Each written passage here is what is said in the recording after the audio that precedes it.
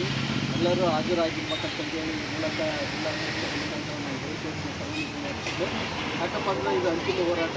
ಅವರು ಈಗ ನೋಟಿಸ್ ಏನು ಕೊಟ್ಟಿದ್ದು ಅದಕ್ಕೆಲ್ಲ ಉತ್ತರ ಕೊಟ್ಟಾಯಿತು. ನಮ್ಮ ಹೋರಾಟ ಇನ್ನೂ ಬಲಗೊಳ್ಳಬೇಕಾಗಿದೆ. ಅದಕ್ಕಾಗಿ ನಮ್ಮ ಜಿಲ್ಲೆಯಲ್ಲಿರ್ತಕ್ಕಂಥ ಪ್ರತಿಯೊಬ್ಬ ಪರವಾನಗಿ ಭೂಮಾಸ್ತರು ತಪ್ಪದೆ ಆ ಒಂದು ಹೋರಾಟದಲ್ಲಿ ಸಕ್ರಿಯವಾಗಿ ನಾವು ಭಾಗವಹಿಸಬೇಕು. ಮತ್ತು ಇನ್ನೊಂದು ಏನಪ್ಪ ಅಂದರೆ ಸ್ವಾವಲಂಬಿ ಅರ್ಜಿಗಳನ್ನು ಖಂಡಿತವಾಗಿ ಯಾವ ಪರವಾನಗಿ ಭೂಮಾಸ್ತರು ಮಾಡಬಾರ್ದು. ದಯವಿಟ್ಟು ಎಲ್ಲ ತಾಲೂಕುಗಳಲ್ಲಿ ನಾನು ಕೇಳ್ಕೊಳ್ತಾ ಇದ್ದೀನಿ. ಎಲ್ಲ ಜೂನಿಯರ್ಸು ಯಾರ್ಯಾರೇ ಇರಲಿ, ದಯವಿಟ್ಟು ಯಾರು ಮಾಡಬಾರ್ದು. ಎಲ್ಲ ಪರವಾನಗಿ ಒಂದಾಗಿ ಹೋಗೋಣ. ಅದರಲ್ಲಿ ಒಂದು ಈ ಥರ ನಮಗೆ ಸಿಕ್ಕೈತೆ ಅಂತೇಳಿ ನಮ್ಮ ಇನ್ಚಾರ್ಜ್ JD ಇವತ್ತು ಭರವಸೆ ಕೊಟ್ಟಿದ್ದಾರೆ. ಹಾಗಾಗಿ ನಮ್ಮ ಹೋರಾಟ ಇನ್ನೂ ಬಲಪಡಿಸೋಣ. ಹಾಗಾಗಿ ದಾವಣಗೆರೆಗೆ ಯಾರು ತಪ್ಪಿದಂಗೆ ಒಂದು ಸ್ವಾವಲಂಬಿ ಅವೆರಡನ್ನೂ ನಮಗೆ ಮುಖ್ಯವಾಗಿರ್ತಕ್ಕಂಥವು ಅವೆರಡನ್ನೂ ನಾವು ಈಗ ಬಂದ್ ಮಾಡಿದ್ದಂದರೆ ಇಡೀ ಇಲಾಖೆಗೆ ಇದಾಗ್ತೈತಿ. ದಯವಿಟ್ಟು ಅವ್ನು ಯಾರು ಮಾಡೋಕ್ಕೆ ಹೋಗ್ಬೇಡ್ರಿ.